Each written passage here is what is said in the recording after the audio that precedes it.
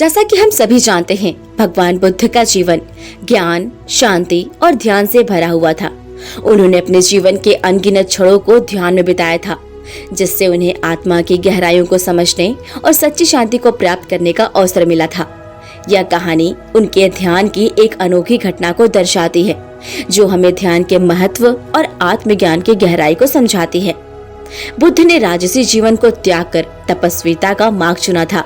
उन्होंने संसार के सभी दुखों को त्याग कर दिया था और आत्मज्ञान की खोज पर निकल पड़े थे। उनका ध्यान और साधना उन्हें धीरे धीरे ज्ञान की ओर ले जा रही थी। बुद्ध का एक सिद्धांत था कि केवल ध्यान के माध्यम से ही हम अपने भीतर की सच्चाई को जान सकते हैं। एक दिन बुद्ध अपने शिष्यों के साथ एक वन में ध्यान करने का निर्णय लेते हैं। वे जानते थे कि जंगल में शांति और प्राकृतिक सौंदर्य के बीच उनका ध्यान बहुत अच्छे से होगा। बुद्ध और उनके शिष्य जंगल में खुली जगह पर पहुंचे, जहां चारों तरफ हरियाली थी। वहां का वातावरण बहुत ही शांत और सुखद था।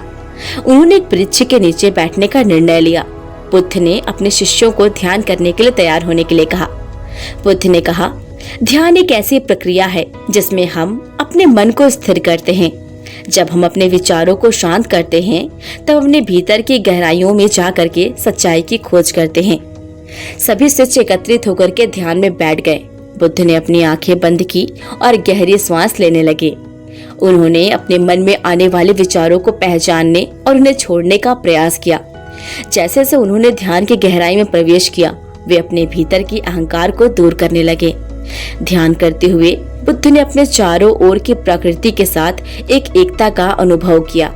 उन्होंने महसूस किया कि उनका मन और उनका शरीर एक अदृश्य धागे से जुड़ा हुआ है। उन्होंने ध्यान के माध्यम से अपने भीतर की आवाज को सुनने का प्रयास किया।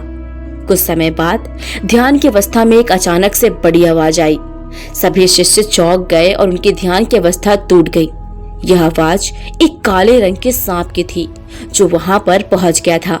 सांप ने बुद्ध को देख करके अपना फन फैलाया और भयावान तरीके से फुफकारने लगा। सभी शिष्य भयभीत होकर के पीछे हट गए। वे सोचने लगे कि सांप ने बुद्ध को नुकसान पहुंचाने का प्रयास किया है, लेकिन बुद्ध ने अपनी आंखें नहीं खोली। उन्होंने सांप की उपस्थिति को ध्यानपूर्वक देखा। बुद्ध ने अपनी शांत आवाज में कहा, हे सांप, मैं तुम्हें कोई हानि पहुंचाने का इरादा नहीं रखता हूँ। मैं यहाँ केवल ध्यान करने आया हूँ। तुम्हारी फुफकार में जो क्रोध और भय है, वह तुम्हारे भीतर के दुख का परिणाम है। सांप की फुफकार धीरे धीरे बंद होने लगी। उसने बुद्ध के करुणामय आवाज को सुना और उसकी प्रतिक्रिया में परिवर्तन आया। सांप ने अपने फन को नीचे कर लिया और धीरे धीरे पीछे हटने लगा। बुद्ध ने इस घटना को एक अवसर के रूप में लिया और अपने शिष्यों को समझाने लगा। बुद्ध ने कहा, देखो, इस सांप ने क्रोध के बजाय करुणा और समझ का मार्ग चुना है। जब हम अपने भीतर के भय और क्रोध को छोड़ देते हैं, तब हम सच्चे रूप से स्वतंत्र हो जाते हैं। सभी शिष्य इस घटना से गहरे प्रभावित हुए।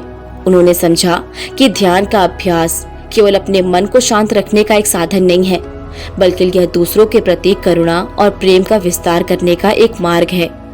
बुद्ध ने आगे कहा, जब हम ध्यान करते हैं तो हमें भीतर की सच्चाई को पहचानने का अवसर मिलता है। ध्यान हमें सिखाता है कि क्रोध और डर केवल मन में निर्मित होते हैं। जब अपने मन को शांत करते हैं, तब अपनी आत्मा की गहराई में जा करके असली स्वभाव को पहचानते हैं। उन्होंने शिष्यों को बताया कि ध्यान के माध्यम से वे अपने भीतर की शक्ति को पहचान सकते हैं। उन्होंने कहा, ध्यान केवल अपने लिए नहीं, बल्कि लिए समाज के लिए भी महत्वपूर्ण है। जब हम अपने भीतर की शांति को प्राप्त करते हैं, तो हमें दूसरों के प्रति भी करुणा और प्रेम का अनुभव करते हैं। इस घटना के बाद सभी शिष्य ध्यान के अभ्यास में गहराई से जुट गए। उन्होंने अपने मन की स्थिति को पहचानने और उसे छोड़ने का प्रयास किया। धीरे धीरे उनके भीतर की शांति बढ़ने लगी और वे अपने मन के अंधकार को दूर करने में सफल हुए। कुछ दिनों बाद बुद्ध ने अपने शिष्यों को एक और ध्यान अभ्यास सिखाने का निर्णय लिया। उन्होंने कहा, अब हम अपनी आंखों को खोल करके एक साधारण रहस्य का अभ्यास करेंगे। जब तुम ध्यान में हो, तो अपने चारों ओर की चीजों को देखो, उन्हें बिना किसी प्रतिक्रिया के स्वीकार करो। ये तुम्हें अपने मन की स्थिरता में मदद करेगा। बुद्ध ने उन्हें कहा, जब तुम अपनी आंखों को खोल करके ध्यान करोगे, तो तुम देखोगे कि संसार की हर चीज अद्भुत है। यह तुम्हें जीवन की सुंदरता को समझने में मदद करेगी। सभी शिष्य ध्यान की इस नई प्रक्रिया को अपनाने के लिए उत्सुक थे। उन्होंने ध्यान में बैठते हुए अपने चारों ओर की प्राकृतिक सुंदरता का आनंद लेना शुरू किया। धीरे धीरे उन्होंने अपने समस्याओं को भूल करके अपने भीतर की शांति का अनुभव करना शुरू कर दिया। एक दिन एक शिष्य ने बुद्ध से कहा, हे भगवान, मैंने ध्यान के माध्यम से अपने भीतर की सुंदरता को पहचान लिया है।